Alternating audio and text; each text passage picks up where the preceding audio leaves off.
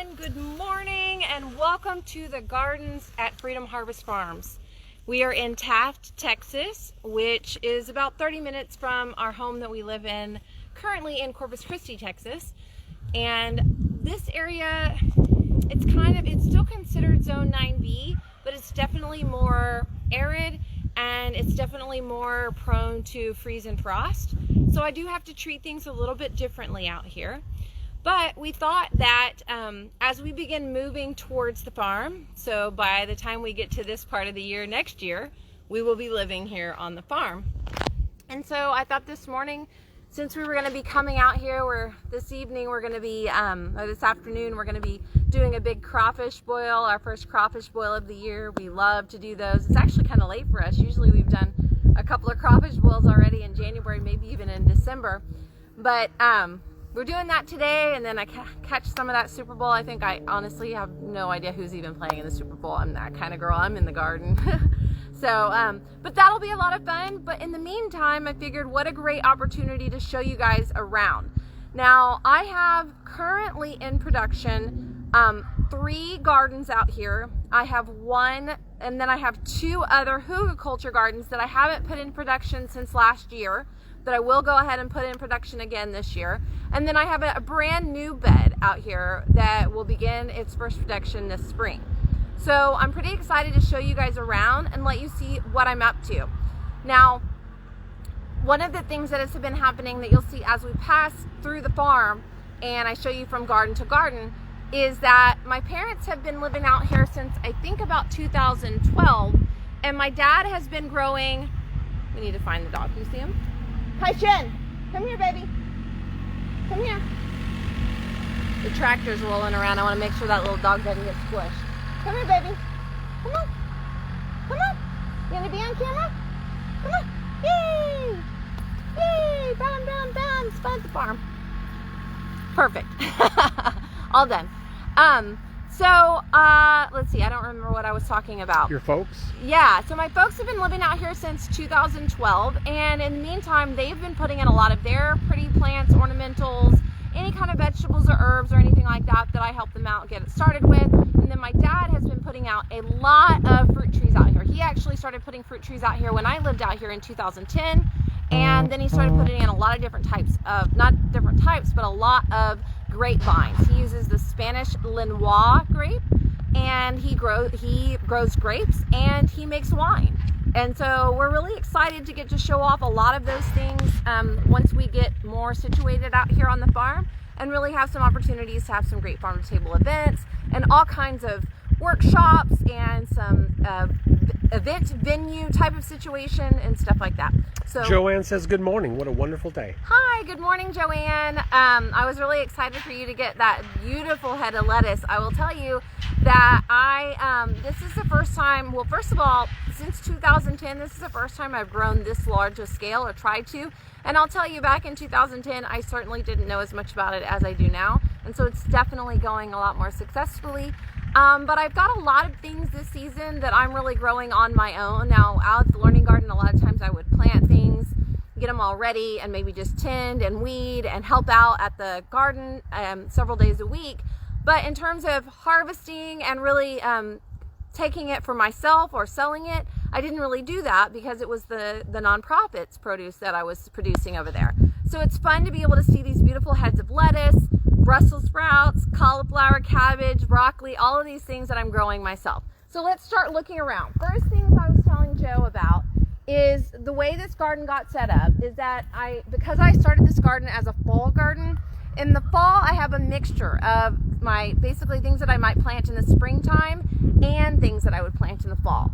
So these particular trellised rows were intended for tomatoes, beans, things like that, eggplant, peppers, all of that kind of stuff. Well, you can see that as the season progressed, I kind of just let these things kind of grow, and then I went back in and planted in some things that I knew would be good to let grow on the fence line over here, like my sugar snap peas and all of that. So what I'm doing right now is going in and starting to clean them out, especially the ones that got super weedy towards the edges. Let's walk around this side. And getting them ready to put in my next succession of tomatoes, peppers, green beans, pole beans, any kind of stuff like that. So you can see here, I've gone through this row right here and cleaned out all of the kale that was starting to get really pesty. That particular kale was a burpee seed package. I want to say it was a Georgia collared kale. It's Georgia collared, but it's actually a kale. And I was pretty unhappy with it this year in terms of its aphid collection. So one of the things that I did learn this year, hey there, one of the things that I just learned this year was that you can actually plant certain types of collards and things like that with your tomatoes. And I think that they're actually intended to be a catch crop, which means that will help to keep those aphids off of your tomatoes and things like that. Now, there's a lot of workshops that I'm doing, online master classes and things like that, where I really go into depth more about any type of real hands and dirt issues that you're having. So today I just want to really give you a chance to look around. So I'm going to go back in and plant more tomatoes and peppers and beans on all of these trellis rows here. This is a borage flower. It's just a nice beneficial flower. It's edible. The flowers are edible. It's covered in bees this morning. You see all these little bees over here? The bees love it. It's also good. I like to always make sure that my ground is covered as quickly as I can get it covered. Now, this is a Brassica section over here. And the way I'm handling this particular section is, as I harvest ahead of something, I just go ahead and go back in and replant something new inside of it. I've also intermingled it, and you'll see this here, and you'll see this in the other garden. Similar to the way I do my backyard garden, my kitchen garden, you can see that there is a lot of biodiversity in here. So you can see here, so see I cut, and remember I often tell you guys to leave the root in, so just cut the plant off, leave the root, because there's lots of life going on around there that will help out this plant next door to it. So I put in a gypsy broccoli over here. Depending on what happens with our temperatures, those may work, they may not work. But I've got plenty of land to work with, to learn and to play with, and plenty of space. A lot of dill. And I have a lot of dill. So I have dill, beets, cilantro. Over here, or see over there, you'll see lettuce, where that bright neon colored stuff is several different varieties of lettuce. You can see more of my cilantro. I'm going to start to have some harvest of cilantro. I've got Brussels sprouts that are starting to do pretty well. Some of them are a little bit smaller. You can tell as you come from that direction, going from there this way is how I planted. So those plants over there are a little bit older, have been in the ground a little bit longer. The seeds certainly have coming this direction like that. Okay? You can see all the different types of things that I have growing in here. This is one of those purple head cauliflowers, still pretty young. I've got one over here, and I harvested just next door to it over here a cauliflower, a cheddar cauliflower. And what I noticed when I cut that cheddar cauliflower off was that I had a big caterpillar inside there. And I think that's what's happening with this one too, because I reached inside and found the same thing. Now, something you could do to solve that problem, if it mattered to you and you cared enough to do it, is I could actually cover, when I go ahead and plant this in, so the size of the one I just pointed out a minute ago, I could put a little netting over the top of it when the caterpillars are starting to lay their eggs, when the butterflies and all the things are starting to lay their eggs, and to keep them from laying their eggs inside my fruit, my cauliflower, my cabbage, my broccoli, any of that stuff, so that they then hatch and then start eating on the inside of that cauliflower. And that's what happened with a lot of these. So, and look at this big, beautiful, this is my favorite variety of cabbage that I grew this year. It's tender sweet. It's apparently a very popular cabbage for a lot of the farmers to grow.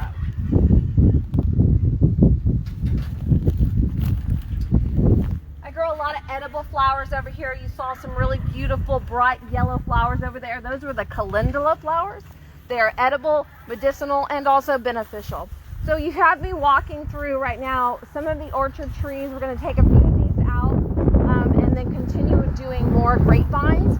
So this whole section up here at the front of the farm, as people pass by on 631 over there, will be beautiful grapevines. All beautiful grapevines growing. want to mention again, this is the Spanish Lenoir grape.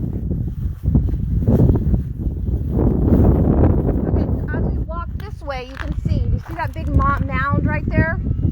That's actually a hugelkultur bed, and it isn't been in production, but once I get here on the farm and I'm here regularly to participate in all of these gardens and not have another garden to have to tend to, this garden will be much more in production like the way my hugelkultur beds are at the house in town. But this year what we're going to do is we're going to weed eat it majorly down. We're going to weed eat it like way down, and then I'll go back in and plant watermelon and pumpkin, things like that are going to vine really nicely and going to take a while to grow. I might even consider putting in some sort of a weed cloth over the top of that before I put my plants in, and kind of put some holes in and do some stuff like that. And if I don't do that this year, I will have a lot of grass growing up inside of it, but then next year we may work on some projects like that. Now, this whole section right here has been planted in gardens. As a matter of fact, if you look down, it's like, this is why they call dill a dill weed, because it is literally just growing like a forest of dill over here. And it smells so good, y'all. So we've been growing in this area, and I've added a lot of material to this area, so my dad knows how important this is, because he understands that I talk often about the amount of organic matter that you put in soil is really the most important part of it. And so when I wanted to put in a massive root bed, we decided to use this. I wasn't real happy with the germination I got on it, and of course you can see that I've grown sunflowers on this bed before, because the sunflowers are coming back up in it again, and it's just not, this area is not turning out the way we want it to. So our goal for the future is to put in 2x8 raised beds that'll be about waist height, and to go in and put some kind of weed barrier around them all in this area, just to create a completely different type of growing thing. I'm in your glasses. Oh my God, that's hilarious. Is that what you were waving at earlier? Uh-huh. You're waving at yourself? Hi, Hi, Joe. Hi, everybody. Check in, please. Yeah, say hi. Ask your questions. Cool. So what I did plant here was root vegetables and radishes on both sides on the ends. They actually germinated really well. I've been harvesting all of those beautiful radishes. This black Spanish radishes that Joanne has been liking to turn into radish chips, and I did that after I saw you did it. Ooh, they were delicious. Of course, those beautiful big fat Asian radishes with the purple kaleidoscope looking on the inside. In addition to that, I have a lot of watermelon radishes. Watermelon radishes just take a longer time, so I'm still waiting for those to get a little bit bigger. My carrots didn't germinate the way that I'd like them to germinate. Carrots can be complicated when it comes to germination. They've got to be watered regularly in those first 10 days and get the perfect temperatures. And because I wasn't out here enough to tend them the way they needed to be tended, they didn't get germinated as well as I would have liked. So those are things that will happen better in the future, and it's a learning opportunity as well. And somewhat of a similar situation with the beets. However, I'm seeing late germination on a lot of the beets as they're starting to pop up. You can kind of see that there's like a small, can you see that, what I'm talking about right there? There's small little beets coming up right there. Now if we go down to the other end down here. Peach tree? Yes, and here's the thing. A lot of people have been celebrating that their fruit trees are in blossom, and we're hopeful that this will work out in our favor. However, the thing about it is that what happens with our weather is that we go to the springtime weather. He's over there, he's fine. We go into the springtime weather like this, all of our fruit trees put on their blossoms, and then we have a freeze like we likely are to have next week. And then it confuses the tree, and then the tree actually never sets fruit. So that's actually been a huge problem for fruit tree production out here, is that concept. And we're trying to get better at just growing the types of trees that we know can handle that. And we know for sure figs can handle that. And we're learning a lot more about a lot of the other ones. Pears also. Pears are fantastic trees in our area. Earlier in the video, you talked about how you found a caterpillar inside the cauliflower. Tammy asks, with the caterpillar encased in the cabbage or cauliflower or whatever, is the produce still edible? Oh, absolutely. I just pull that out and throw it to my chickens. But it just makes the head of the, as you saw, the head of the cauliflower wasn't this nice, pretty round, full head, and it kind of had stopped growing. So you start to see it bolt, And I had seen that with one of the cheddar cauliflowers, so I had gone ahead and cut it off, and then took it home and noticed that it actually had 2 of those big fat caterpillars in it. You know, I certainly don't want to eat stuff that has aphids all over it, because aphids are such tiny little bugs that I don't like. That I'm going to probably eat more aphids than I want. But when it comes to caterpillars and things like that on your lettuce and whatever, just pull it off and throw it to your animals, or, you know, feed it to your friendly little wild bird that keeps hopping around in your yard, or just kill it for that matter. But yeah, don't worry about eating it. Of growing, this is a great story. My first year of growing, I was with my best friend. I was over at her house, and I was so excited about this head of lettuce that I had grown. And so I'm over there at her house. I've got the lettuce, and we're putting together these beautiful sandwiches. And I get my thing, and I'm so good. And I look down, and I've literally bit in half a caterpillar. So that was one of the first lessons about organic. Okay, cool. All right, so yeah, that's, you know, a funny thing. Make sure that you're, I just want to make sure I got this in. Make sure that if you're growing organically, that you keep an eye out on all of your stuff. Otherwise, you're going to be eating more protein from that lettuce than you intended on. And wash your veggies. Right, and wash your veggies. Yeah, absolutely. So you can see down here, I have started harvesting, pulled back most of the beets, most of the radishes in this section that we're growing. And I had kind of been going back in the way I usually do, and successionally planting and replanting, keeping my ground covered, and then continuing to replant new things. So you'll see over there, there's some spinach, and there's some new radishes that have started to head and stuff like that. But because we've decided to do something different with this area, I'm going to slowly but surely just harvest it out, and then we're going to start building the new raised beds for it. But in the meantime, I'll show you, I've got beautiful beets, and they are just coming in like gangbusters. So, and we've already started making some of the pickled beets at our house. Those will be on my Aislynn's Overflow of Abundance, any excess of that we have, more than we want. And then of course, I'll probably have some beets, some fresh beets for sale too. One of the things that I like to do with my beets when I grow beets is I like to take the actual beet root, and we use those to make pickled beets, because that's the way I like to eat beets the best, or even quarter them up and roast them to really crispy and hard. And then you can throw them on top of salads. But then what I do with my beet greens is I actually throw them into my smoothies. And I make a smoothie every morning now since the whole teeth thing that I had done. So I just want to make sure that I'm keep giving myself that, all of that heavy nutrient base with the yogurt that's fresh and good for my tummy, and some beet greens, and some other good stuff. I put elderberry sauce in there that my friend Hannah Cummins makes. So anyways, good smoothies are good for you. Cool. Okay, so this was the latest garden, Brassica style, that I planted. Very successionally planted this. It's got all the same kinds of things you saw in that other garden. It's just later and younger. However, I have been harvesting very quickly from this particular garden. And of course you can see the all the different types of growth that's happening in here. So do you want me to go down on that end down there? Will that help us out better? Just let me know what you think. Okay. So you can see, as you just kind of peek through here, this is going to be those beautiful yellow calendula flowers that you saw in the other garden. And I've got Brussels sprouts. I actually planted in this section over here. I think that's what this is. And they don't seem to be doing really that well. But one of the things we've been talking about is that we have a lot of wind pressure, especially in the wintertime, from this direction. And it's pretty heavy duty.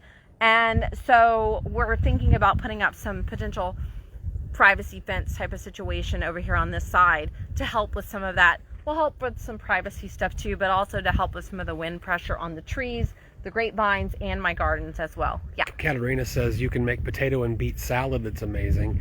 And Joanne asks, are beets only a winter season plant? Pretty much. I mean, you can still keep planting them at this time of year, but most all of our roots that we grow, we plant those in October, and we grow them through about March. So if you still have some, look at the date on the calendar and make sure that you can get it harvested by the end of March, the date on the seed package. If it's got, 50 days on it, then you're good to go. Okay? All right. So you can see all my different cabbage, broccoli, all this beautiful stuff. And you can tell that this one is a little bit of an older one. So just like I said, I planted row by row by row. Well, here, I started with that row, and then I built this row, and so like once a week. So these are planted a week apart, a week apart. And then these I did in 2 weeks. I did 2 rows in 1 week. So you can see how many weeks out it took me to get this particular garden ready and planted. Look at this beautiful thing. Now, those of you that buy wintergreens from me, you've seen this leaf in there already. Look how beautiful it is. This is a, I think it's a dead on. I actually have this plant for sale if anybody wants it. It's in a gallon pot, ready to go, and just $5, and it will be ready to go for you very soon. Now, see, this one has all these beautiful heads that are almost ready to go. This is that snow crown variety. I do have some of these plants. Very short length of time to get them there. Check out this head of broccoli.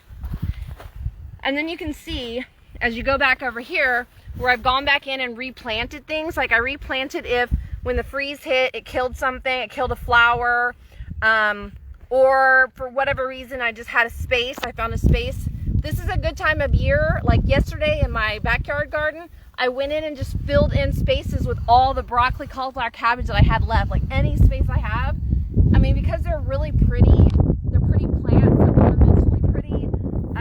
Even if they just make a pretty bush there for a while and create some organic matter, and you don't end up getting the head off of them, it's perfectly fine. It's just something you could put in your garden in the meantime. So, and I've been going in and just kind of so I would sit down on my bottom and literally work this entire row by just going through and pulling out this clover, and giving space back to the beets so that they can get it, but then also going in and harvesting a lot of this lettuce, pretty lettuce, just harvesting lots of lettuce, spinach. I've got beautiful spinach in here. You can see that's what this is. You can get my shadow there, but this spinach right there, I've got lots of that's going all around too. Now let's flip around and look over here. Let's come back over here. Now, this particular bed is brand new. We just did this. And one of the things that I learned over all the years that we've been kind of trying to grow out here, doing different gardens, I tried to do a CSA garden out here back in 2010, is that when we have the massive rains that come in the springtime for us, this is where the water sits for a very long time. And so we put in many yards of material. I'm saying maybe like 25 yards of material on this bed to raise it up. That was some topsoil that we were able to get from somebody that is working on a piece of land. It's Kaishin, come back over here, baby. Kaishin, come here. It's manure compost that we purchased from New Earth. We actually had them deliver, I believe it's 17 yards to us down here from New Earth in San Antonio, and we're gonna call them again and get another of that dump load. So that's something that I might be able to help you guys out with, is purchasing some compost. I can get to you for a very inexpensive cost, whatever, some bags of compost. It's just manure-based compost. It's not just manure, it's a mixture, so a nice mixture. And then in addition to that, some sand, some really nice, good sand from Rockport.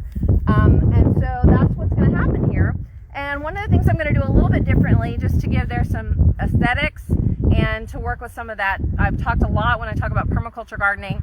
When you have different types of, when you use different edges, when you use different types of rows and things like that, you create different wind pressure. And so I'm working to try to create things, the wind pressure goes differently through these gardens, and to make it more aesthetically pleasing. As you drive by the farm, you see these pretty gardens out here and things like that.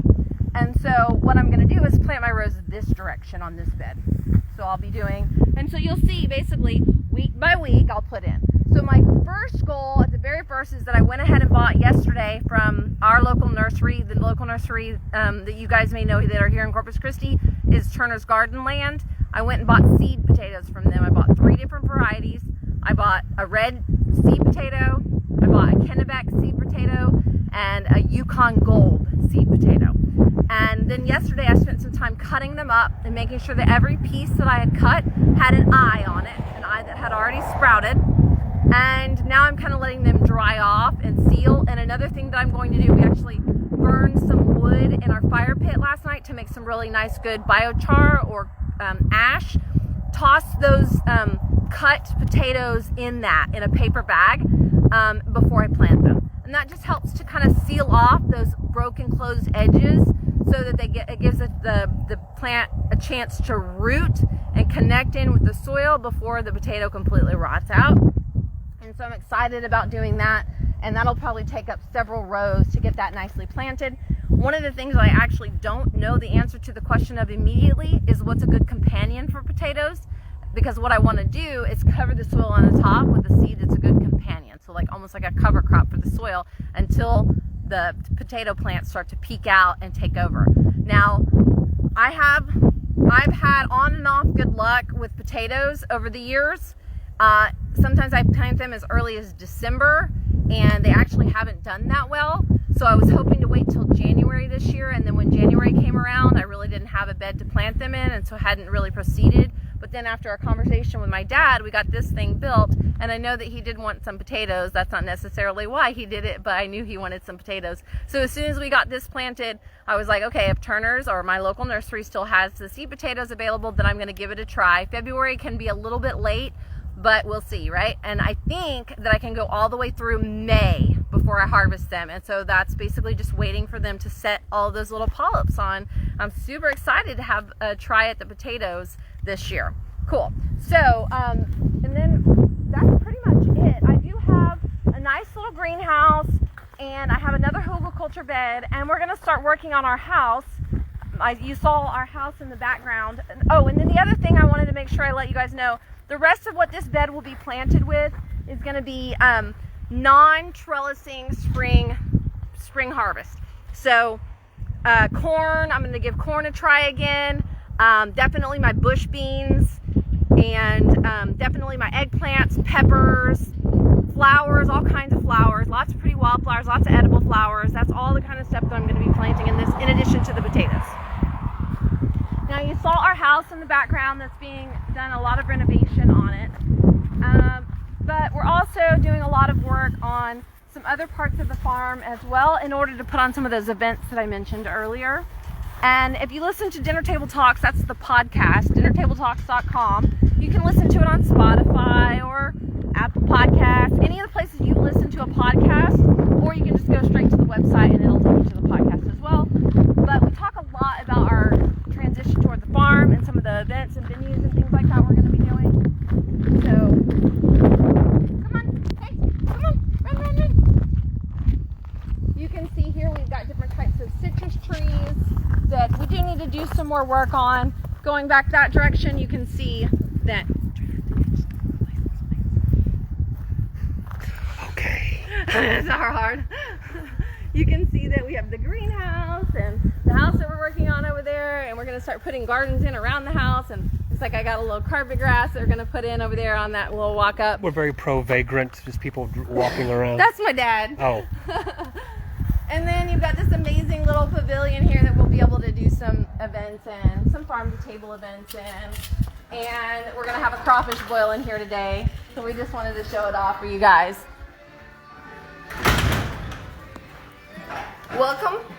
Welcome to the Dixie Chicken South, you guys.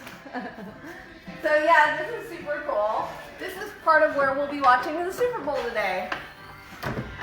Voila! Cool.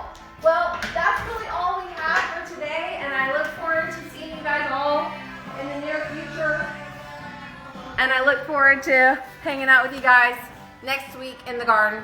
Have a lovely Sunday, and whichever team you support, even if it's the team that's coming out during the halftime show, I hope they win, just for you. Love you guys. Bye.